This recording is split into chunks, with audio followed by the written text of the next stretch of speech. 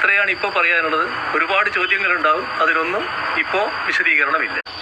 LDFനും സർക്കാരിനും എതിരെ ഉന്നയിച്ച എല്ലാ അൻവറിൻ്റെ ആരോപണങ്ങളും തള്ളിക്കളയുകയാണ്.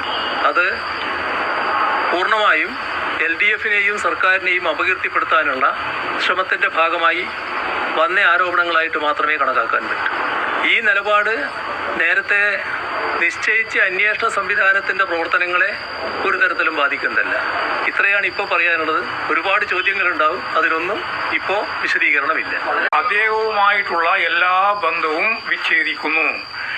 മുഖ്യമന്ത്രിക്കെതിരായിട്ട്, പാർട്ടിക്കെതിരായിട്ട് തെറ്റായ പ്രചാരവേല, ഞാൻ നേരത്തെ പറഞ്ഞതുപോലെ ബൂർഷ്വാ മാധ്യമങ്ങൾക്ക് അനുകൂലമായിട്ടും ബൂർഷ്വാ പാർട്ടികൾക്ക് അനുകൂലമായിട്ടും നിൽക്കുന്ന ഒരു നിലപാട് അതിന്റെ ചട്ടുകമായി പ്രവർത്തിക്കുന്നു. പാർട്ടി സഖാക്കളുമാകെ രംഗത്തിറങ്ങണം എന്നാണ് ആദ്യം തന്നെ ചൂണ്ടി